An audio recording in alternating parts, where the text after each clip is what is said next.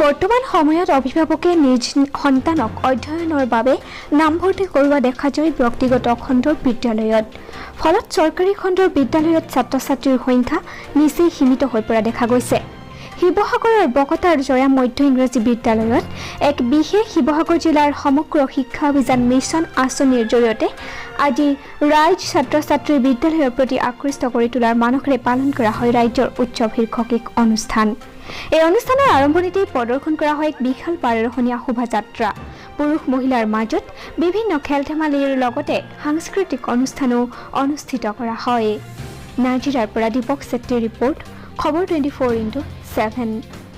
আজি কাৰ্যসূচীটো কি কিয় পাতিছে, কোনে পাতিছে? আজি আমাৰ বকতা জয়া মধ্য ইংৰাজী বিদ্যালয়ত আমি ৰাজ্য উৎসৱ অনুষ্ঠিত কৰিছোঁ।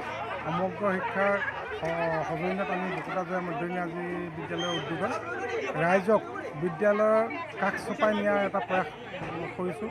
গতিকে ৰাইজৰ উৎসৱ হৈছে, ইয়াত বিভিন্ন কাৰ্যসূচী অনুষ্ঠিত কৰা হৈছে। আমি সমূহীয়া চাফাই বৃক্ষৰোপণকে আদি কৰি অতি আকৰ্ষণীয়ভাৱে এটি বাৰেৰহণীয়া সাংস্কৃতিক শোভাযাত্ৰা অনুষ্ঠিত কৰিলোঁ।